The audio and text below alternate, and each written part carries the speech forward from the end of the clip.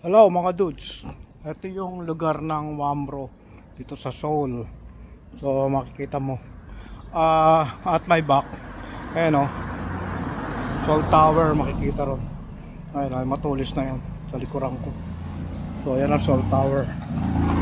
So okay, baba tayo. Pakita ko sa inyo yung baba.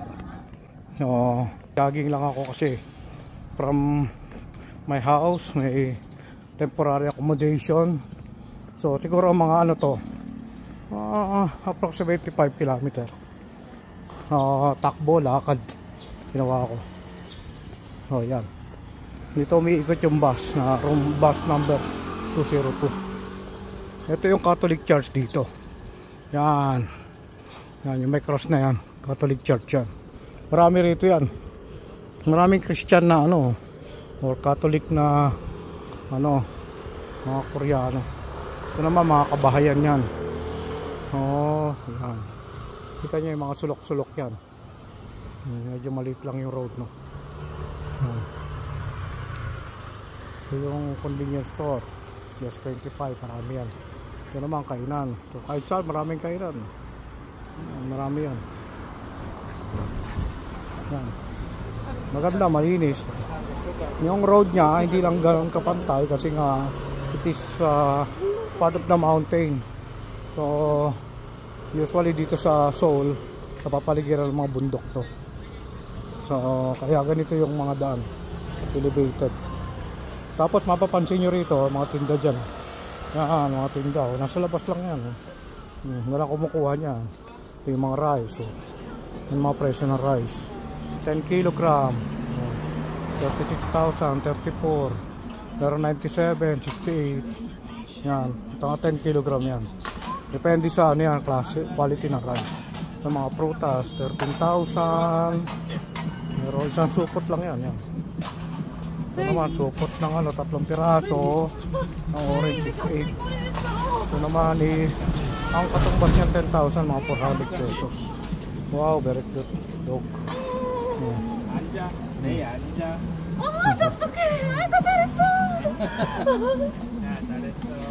Hindi naman siya kamahalan.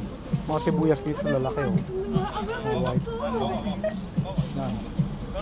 Mga gulay, sabon. 1,000 lang, oh. Pechay, isang supot. Mga 1,040 pesos yan. Kasi yung 10,000 mga 400. Kasi 100,000, 4,000. Ang itlog dito is crackers yan, 6.9. Wala pa, murang-mura, oh. Mura mga ano yan, mga 250, 300 pesos. I don't know how much sa Pilipinas. Yan, mga crackers. Hindi dyan lang yan, oh. Walang nagnanakaw yan. So talagang disiplinado sila rito. Hindi nang nakakaw yan. Wala dito magnanakaw. Kung meron man, very minimal. Marami manginginom. Ito naman nagkakalakal. Yan. Dito umiikot ang bus. Yan. Ito meron silang tambayan dito. Parang pinaka ano to, stopover ng bus. Yan. Okay, so pabalik na ako rin sa aking bahay. Medyo malayo pa, lakarin ko na lang. Okay, see you later mga dudes. Bye bye. Hello mga dudes, dito ako sa kanto ngayon. Malapit na ako rin sa bahay ko. Ito tindahan ng mga shoes to.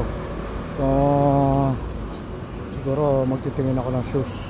Mga combination ng bago at lumang shoes to. Ito pang babae. I think maganda rin naman. Puro iba dyan, luma, iba bago. I don't know.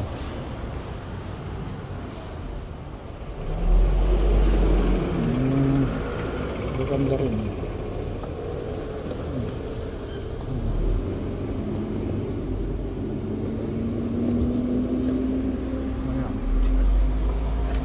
Hi. Hello. Yeah. Very nice, shoes. For a while, good. Okay. This is for men. Yan, for men yan, lahat yan. Ito si tatang. Ito naman rubber shoes. Ay, sorry. This one. Oh, meron iba-iba variety. Sige dudes, mga tingin muna ako sandali. And back to you later. Bye-bye. Okay, mga dudes, ito yung bus na papuntang Salt Station sa exit 4. Yan siya, sakyan ko to yung morning going to office. Yan. So, malapit lang dito yung aming yung accommodation na pansamantala ako tinitirahan. So, ito yung way, diretso dyan. Tapos, doon sa may kanto ron, kakaliwa na ako. So, nakago ngayon ng traffic light. So, I have to wait na mag-red yan.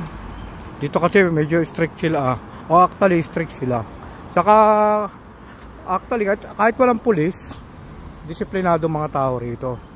Na hindi basta-basta tumatawid kapag hindi tawiran. And at the same time, hindi sila tatawid kung naka-red. Katulad niya, no? Walang tatawid, di ba? So, kahit mga small, lang to, yung kalye, di siya talaga main road. Pero yung mga tao kasi nasanay na hindi nagbabiolate ng traffic rules. Ganon sila rito. So similarly, ganon din kapag merong mga gamit na naiwan, di nila kinukuha. Tulad nga ng kaninang pinakita ko, yung sa store, kung saan nasa tabi lang ng store yung mga paninda, pero walang kumukuha. Kasi dito, actually, maraming camera. Yung camera ang pinakagwardya nila. So, pwede naman sasadyain. Pwede naman, pwede naman kunin. Pero siyempre, hindi nga sila nasanay sa mga ganong attitude. Unlike sa ibang country, na talagang kahit nakatago, kukunin, agawin yung bag. Pero dito walang ganon. Wala pa ako nakita rito. So, for my more than 6 months of stay here, including the time na nandito ako last year, nagstay ako ng 3 months and plus 4 months now. Actually 7 months na pala ako sa Korea. Wala pa ako nakakitang gano'n na meron nang-snatch, meron nagnanakaw, yung mga nagbabiolate ng mga traffic rules. So far wala naman. Wala pa ako na experience. Ayan, kung saan tabi-tabi kabilaan may mga kainan. May kainan dyan, maraming kainan. So ganun sila kahilig kumain dito. Saka dito yung bus nga pala, hindi siya mag-i-stop kung hindi bus stop. Tapos kung assuming yung dalawang bus nag-abot sa isang bus stop, hindi bubukas yung pinto ng nasa huling bus habang hindi umalis yung naunang bus. O ganon. Although nandun na sila pareha sa bus stop, pero hindi pa rin siya magbubukas. So kailangan makaalis muna o makamove muna yung naunang bus. O ganon sila. Although pwede naman din magbukas yung bus na nasa uli, pero hindi sila ganon. Hindi ganon yung practice nila. So it's very important na kung ano yung na-practice mo sa buhay, especially kung bata ka pa, makasanayan mo na at ma-practice mo na in your entire life, diba?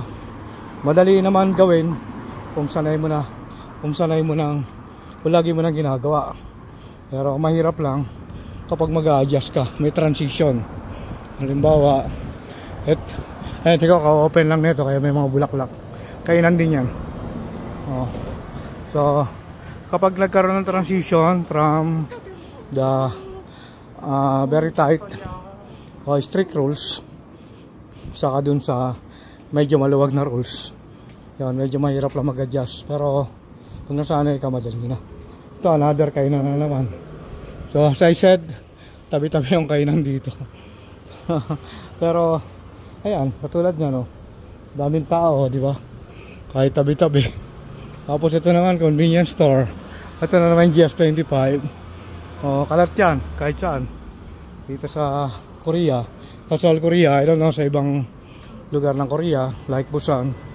Hindi pa naman ako nakapunta ng Busan. Ito lang may mga minibus nila. Yan, may mga minibus din sila yan.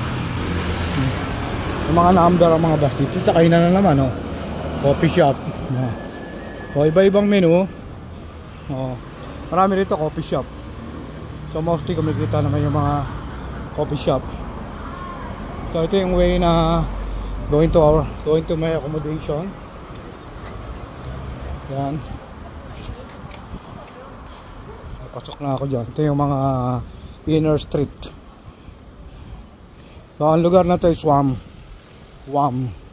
So yung mga road, Wamro, may mga number na lang. Wamro Hill.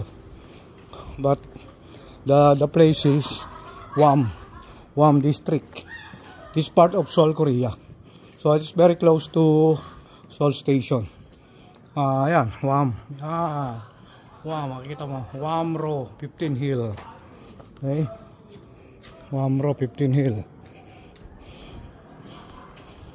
So parang sa Pinas lang, di ba? Pero malinis siya. Yan talaga yung makikita mong difference. But the road is, syempre, depende. Hindi siya ganun kaganda katulad sa mga main road o sa mga outskirt na kasi ito. Medyo outskirt na, mga loob na. Tsaka, yun nga, as I said, elevated siya. Elevated kasi yung ano rito hindi siya patag Kasi sa paanan siya ng bundok. Ayan, may Catholic Church na naman. Close to my accommodation. Yan, Catholic Church yan. Yan. Okay. Yan. Ito yung aking accommodation. May nagpark dito sa daan. Yan. Maliit lang to na daan. Pakitid. So, pang ano lang to tao. So, siguro motor pwede. Pero ang main road niyan dun sa kabila. Sa harapan yun ang main road. Merong park doon. Maganda yung park doon. Pero ito lang yung backside. Okay. So ganito yan dito. Hindi uso rito yung mga susi. Ginaganon lang yan. Tapos pipindot ka ng number. Yan. Bubukas na yan. So lahat dito code. Tapos automatic may ilaw dyan. Motion sensor. Madilim yan pero ilaw yan ngayon. Diba?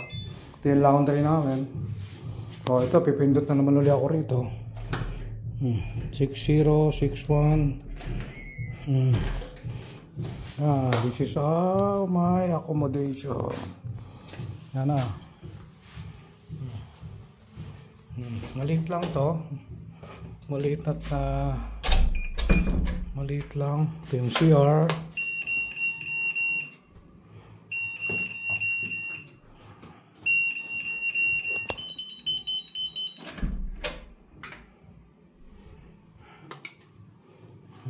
Ito naman yung other room.